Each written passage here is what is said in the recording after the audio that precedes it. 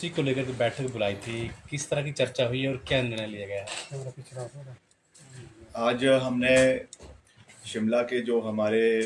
व्यापार मंडल के साथी हैं और व्यापार मंडल के साथ साथ जो हमारे स्ट्रीट वेंडर्स एसोसिएशन हैं उनके पदाधिकारियों के साथ एक सकारात्मक चर्चा शिमला शहर के लोगों के साथ करी है,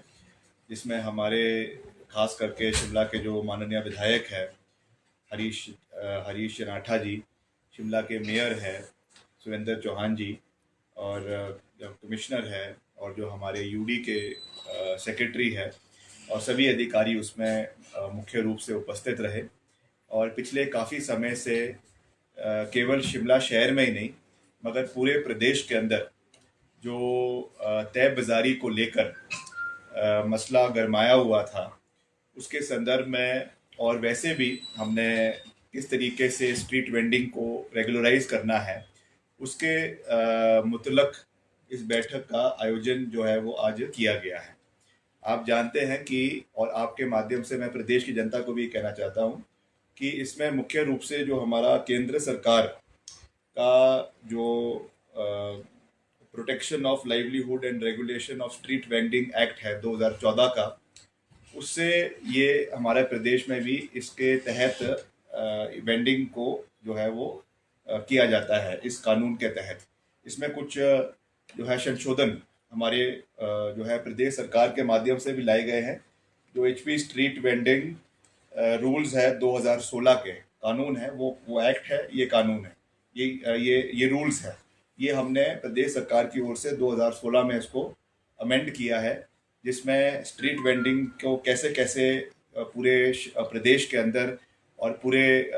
जो है खास करके म्यूनिसिपल कमिटीज़ के दायरे में इनको कैसे रखना है उसके बारे में चर्चा की गई है। आज तो हमने मुख्य रूप से शिमला शहर के बारे में ही चर्चा करी है, मगर आने वाले समय में हम प्रदेश के और इलाकों में भी किस तरीके से वेंडिंग होनी चाहिए उसके बारे में चर्चा करेंगे। और यहाँ पर शिमला शहर की अगर हम बात करें, एमसी शिमला की, तो यहाँ पे जो है वो आपके टाउन वेंडिंग कमेटी टीवीसी का जो है वो गठन 2023 में हो चुका है। ये 17/9/2023 को जब चुनाव हुए एमसी के, उसके बाद इसका गठन हो चुका है, जिसमें 9 सदस्यों को रखा गया है। कुछ इसमें ऑफिशियल मेंबर्स है, कुछ इसमें नॉन ऑफिशियल मेंबर्स है, और 5 मेंबर्स इसमें ट्रेडिंग एसोसिएशन के भी है, और रेजिडेंट वेलफेयर एसोसिएशन के भी इसमें लोग हैं, एनजीओ के भी इसमें लोग हैं। तो वहाँ पे ये तय किया जाएगा कि किस तरीके से हमने वेंडिंग जो है पूरे शहर के अंदर करनी है। अब इसमें मुख्य रूप से हमने ये बात रखी है कि अभी जो टोटल अभी तक आइडेंटिफाई किया है पूरे शिमला शहर के अंदर, ये हमारे 1060 जो है वो वेंडर्स को आइडेंटिफाई किया गया है, और जिसमें से नए जो अभी टीवीसी का जो सर्वे हुआ उसके माध्यम से अधिकतर 540 और अधिकतर जो है इसमें पाए गए हैं, जिसमें से कुछ इसमें त्रुटियां भी हैं, कुछ इसमें डबलिंग हो रही है, कुछ इसमें ऐसे है जो जब इसका सर्वे किया गया उस समय तो पाए गए हैं मगर बाद में मौके पर वो दिखे नहीं है। तो इसके लिए हमने कड़ा संज्ञान लिया है, और जगह जगह पे खास करके पूरे शहर के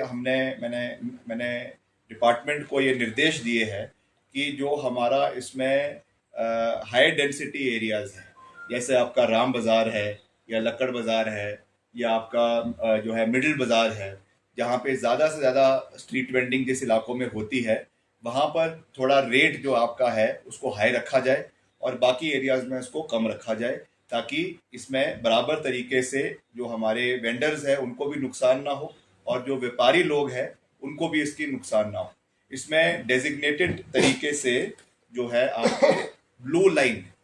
ये लगाई जाएगी।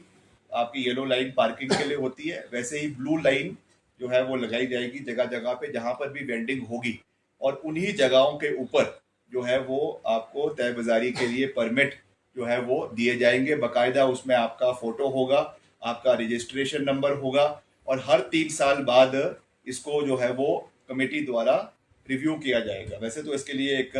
आगे इसकी एक अपीलेट बॉडी भी बनाई गई है, जहाँ पे अगर किसी को कोई इसमें शिकायत है, कोई समस्या है, तो एक 3 सदस्यीय जो है एक ग्रीवेंस रिड्रेसल कमेटी भी बनाई गई है, मगर ये तो ज़्यादा डिटेल में जाने वाली बात है। मगर मोटा मोटा हमने शिमला शहर के अंदर कि किस तरीके से हमने इसको रेगुलराइज करना है, क्योंकि बहुत बारी ये मसला उठा था कि बाहर के लोग हिमाचल से के बाहर के लोग यहाँ पे आते हैं और गैर हिमाचली हैं, और यहाँ की सुरक्षा में, महिलाओं के साथ सुरक्षा में या और चीज़ों में काफ़ी दिक्कतें का सामना करना पड़ रहा है। पिछले जो सारा मसला शिमला में भी उठा और इलाकों में भी उठा, उस संदर्भ में हम इस पे कानून की सख्ती ला रहे हैं। और जो है दिसंबर तक 30 दिसंबर तक की मैंने जो है वो कमिश्नर एमसी को डेडलाइन दी है कि इसकी सारी प्रक्रियाएं जो है वो 30 दिसंबर तक पूरी कर दी जाएगी। इसकी जोनिंग कंप्लीट हो जाएगी, इसके जो लाइनिंग होनी है, ब्लू लाइनिंग होनी है, वो भी कंप्लीट हो जाएगी, और उन्हीं को ही जो जो नंबर इसमें आइडेंटिफाई किए गए हैं उन्हीं को ही उस जगहों पे बैठने की अनुमति दी जाएगी। इसमें से हम विकलांग लोगों को भी इसमें कुछ परसेंटेज में प्राथमिकता देंगे, कुछ विधवा महिलाओं को भी इसमें प्राथमिकता दी जाएगी, कुछ जगहों पे हैंडीकैप तो मैंने कह ही दिया, विकलांग, या इसमें और जो हमारे इकोनॉमिकली वीकर सेक्शन के लोग हैं उनके इनकम क्राइटेरिया के हिसाब से उनको भी इसमें रखा जाएगा। और कुछ परसेंट हमारा जो SC ST है या OBC है उनके लिए भी कुछ परसेंट इसमें, क्योंकि ये केंद्र सरकार का कानून है तो हमको उसको भी मद्देनजर रखना है, उसके तहत इसको भी रखा जाएगा। तो उसका पूरा फ्रेमवर्क जो है वो TVC जो जैसा मैंने आपको कहा जो टाउन वेंडिंग कमेटी है वो बना रहा है, और ये हमारा जो MC कमिश्नर है, MC के मेयर है, उनकी अध्यक्षता में ये बनाया जा रहा है, और इसकी हम रेगुलर इसकी मॉनिटरिंग करेंगे ताकि ये पूरे इसका जो लेटर एंड स्पिरिट है उसमें ये इम्प्लीमेंट करवाया जाए कि क्षेत्र के लोगों को कोई समस्या ना हो, इसका ध्यान रखा जाएगा। और खास करके रविवार के दिन भी जो संडे बाजार लगता है उसमें भी स्थानीय व्यापारियों की ये कंप्लेंट थी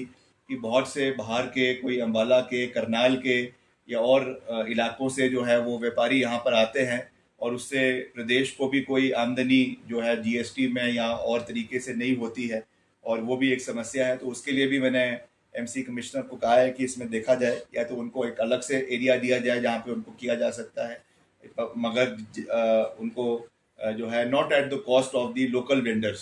हम जो यहाँ के लोकल वेंडर्स हैं उनका पूरा ख्याल रखेंगे, यहाँ के व्यापारी है उनका पूरा ख्याल रखेंगे। तो इन सब चीज़ों के ऊपर इसकी चर्चा की गई है, और आने वाले समय में इसको हम और जितने हमारी म्यूनसिपल कॉरपोरेशंस है उनके साथ भी बैठक करेंगे, वहाँ पर भी किस तरीके से ये तय बाज़ारी होनी चाहिए, चाहे वो आपके सब्जी वाले हैं, चाहे वो आपके फ्रूट वाले हैं, चाहे वो आपके और जो सामान कोई कपड़े बेच रहे हैं और चीज़ें, उस चीज़ का पूरा ध्यान जो है वो रखा जाएगा। सर, इसमें हिमाचलियों को प्राथमिकता दी जाएगी? अभी हिमाचल के लोग, ये कंप्लेंट हमेशा रही है कि बाहर के लोग आके जो है वो यहाँ पर कार्ड भी बना लेते हैं, बैठ भी जाते हैं, लेकिन हिमाचली लोग, देखिए हम इसके लिए प्रयास करेंगे, सरकार प्रयास करेगी कि हिमाचल के लोगों को प्राथमिकता दी जाए,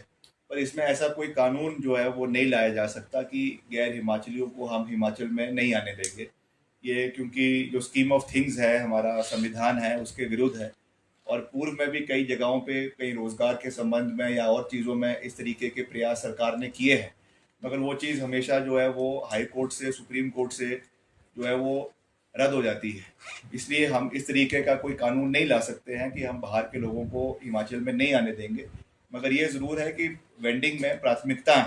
जो है वो हिमाचल के और स्थानीय क्षेत्र के लोगों को मिलेगी, इसके लिए हम ज़रूर प्रयास करेंगे। मस्जिद विवाद को लेकर जो है हिंदू संगठनों ने फिर से 28 की खोल दी है, और उनकी मांग ये है कि यदि 5 अक्टूबर को MC कोर्ट ने फैसला नहीं दिया तो फिर जेल भरो आंदोलन शुरू करेंगे। तो क्या उम्मीद है कि फैसला आ जाएगा इसका?